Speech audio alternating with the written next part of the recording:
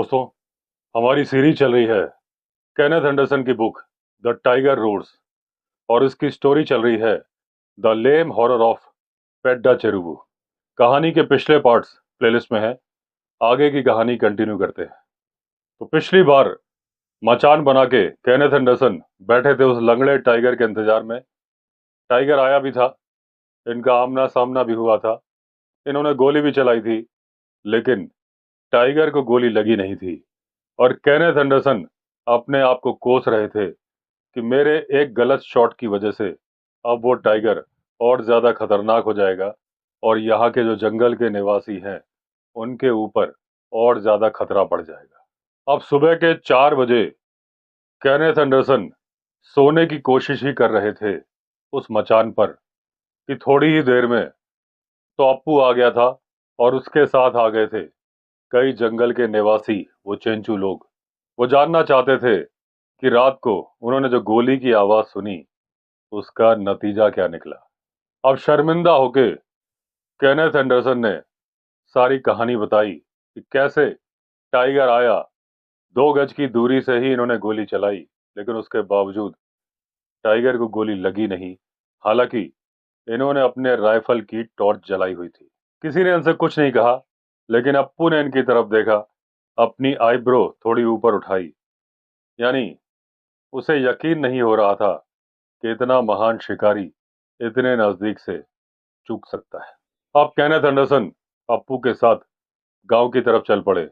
चेंचू लोगों को हिदायत दे दी थी कि अगर मैन ईटर की कोई खबर या कोई सुराग मिले तो मुझे खबर करना। अब रास्ते में न अप्पू ने एक शब्द बोला, न केनेथ एंडरसन ने एक शब्द बोला। दोनों जानते थे कि अभी की जो परिस्थितियां हैं इसमें जितना कम बोला जाए उतना ही अच्छा है। अब ये जब गांव पहुंचे, बायना से मुलाकात हुई।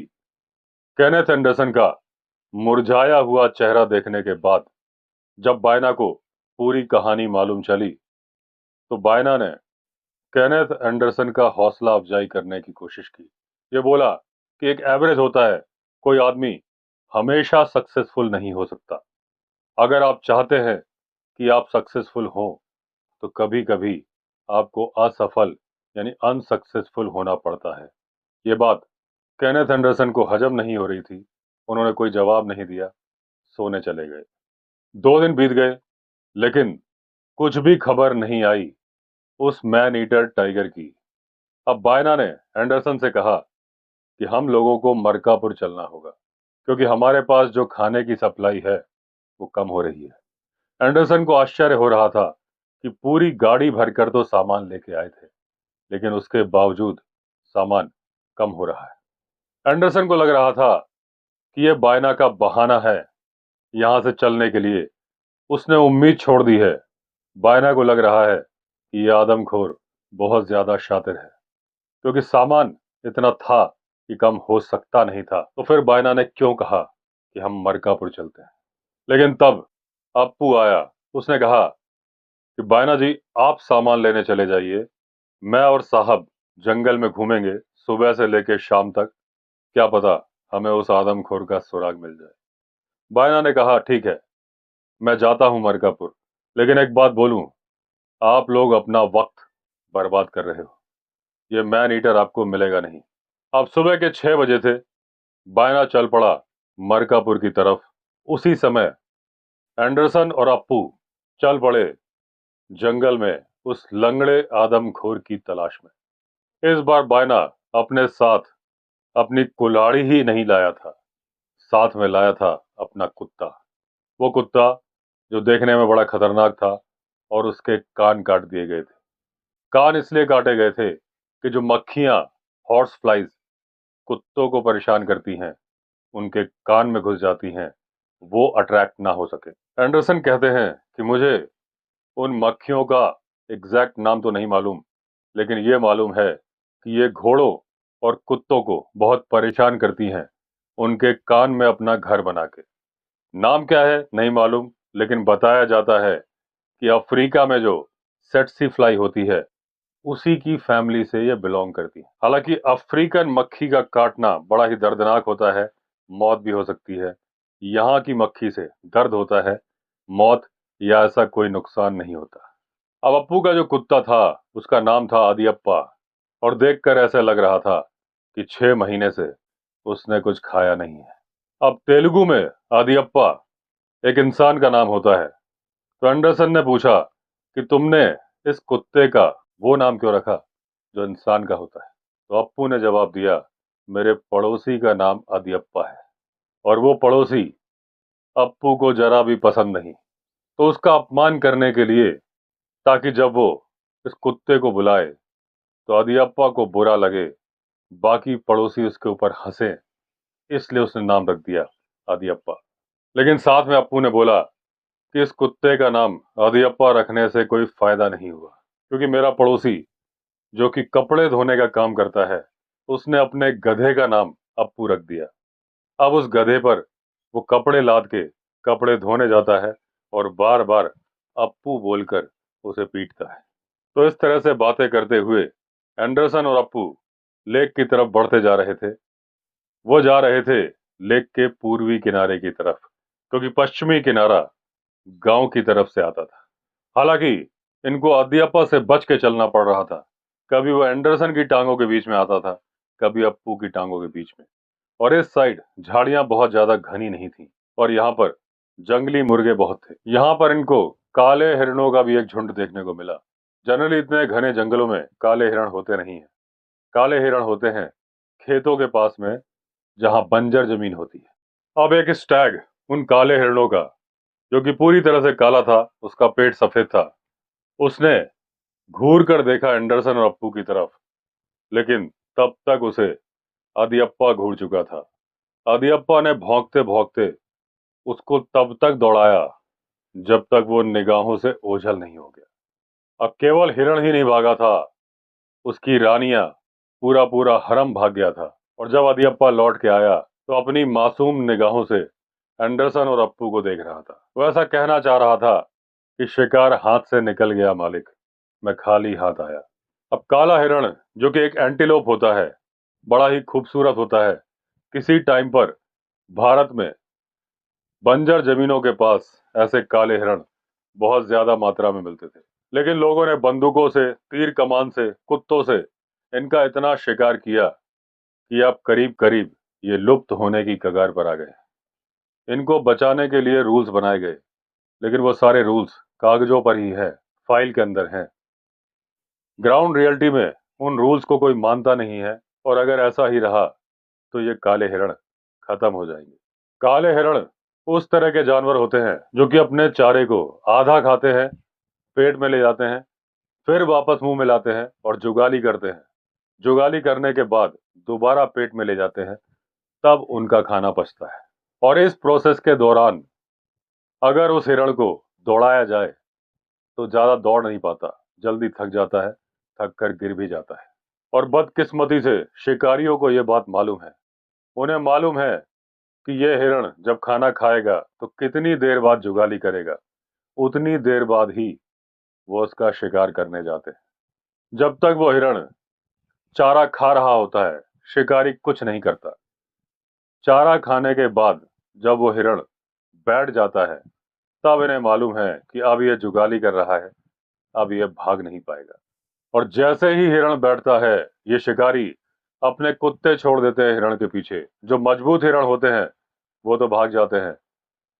हिरनिया और उनके बच्चे जुगाली करने के दौरान जल्दी ही थक जाते हैं, नीचे गिर जाते हैं, या तो उन्हें तीर कमान से मार दिया जाता है, या फिर कुत्ते उन्हें चीर फाड़ देते हैं।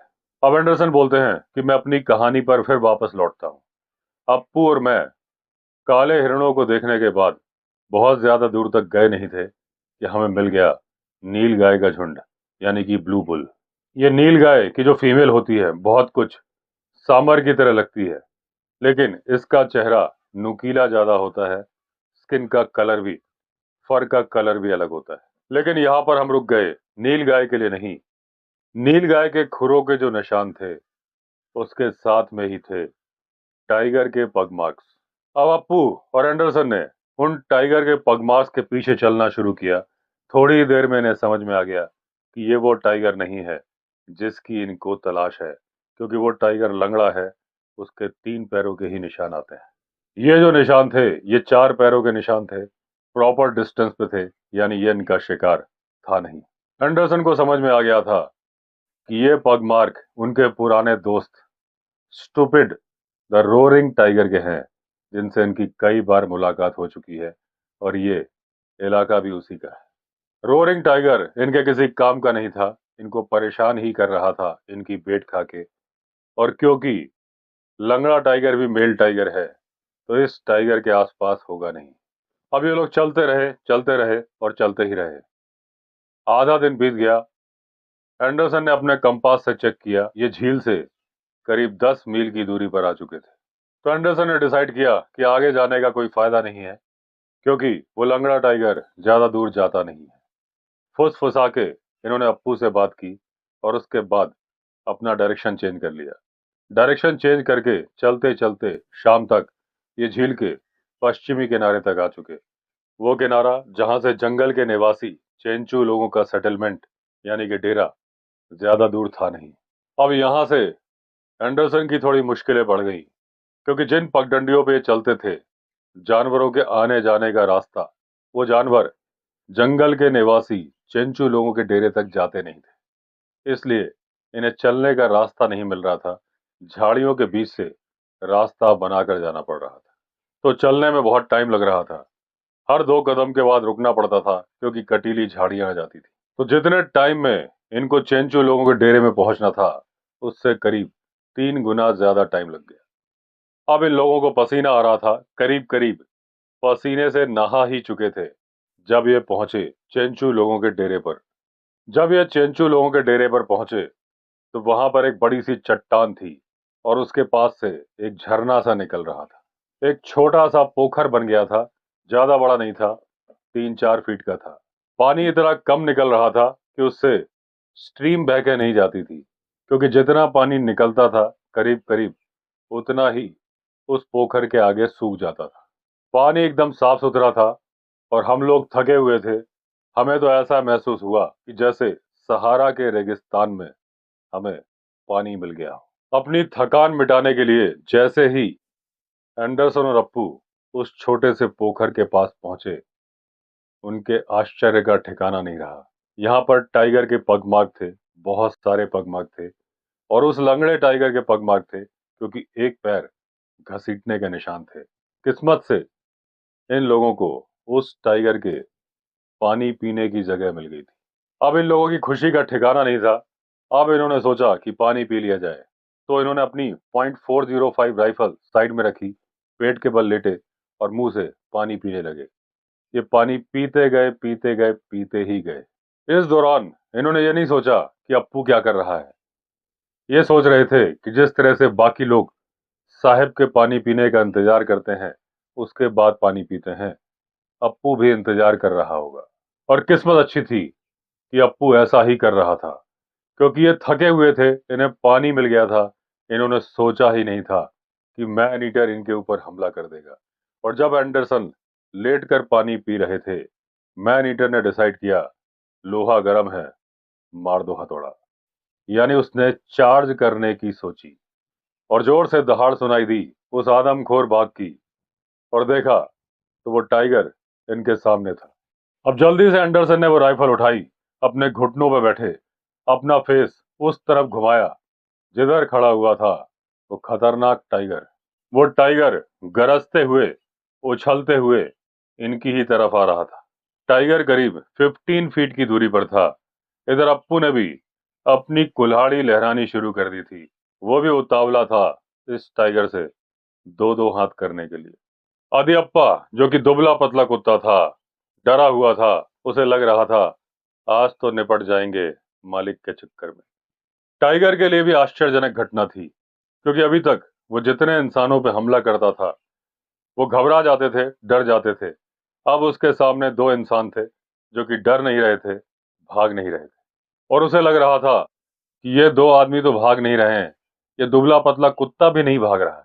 बस टाइगर को ये लग रहा था कि एक आदमी लेटा है और उसने हमला करने की सोच ली थी, लेकिन वो आदमी भी आधा उठ चुका था, यानी कि एंडरसन। अब टाइगर कुछ सेकंड के लिए रुका, और यही उसकी सबसे बड़ी गलती थी, क्योंकि जिसे वो झुका हुआ लेटा हुआ आदमी समझ रहा था, और जो कि अब घुटनों पर बैठा था वो था केनेथ एंडरसन। और वो जानबूझ के नहीं उठ रहा था, क्योंकि उसने निशाना ले लिया था इस टाइगर की तरफ। और जैसे ही टाइगर रुका, गोली चला दी एंडरसन ने, और फिर दोबारा चला दी। टाइगर मर चुका था, और जब उसका एग्जामिनेशन किया गया तो मालूम चला कि उसके पैर की जो इंजरी थी वो दूसरे टाइगर से लड़ाई की वजह से ही थी। यानी इस केस में जो टाइगर आदमखोर बना था उसका जिम्मेदार इंसान नहीं था। अब अप्पू और उसके कुत्ते आदियप्पा का मैंने धन्यवाद किया, और हम पहुंच गए गांव में।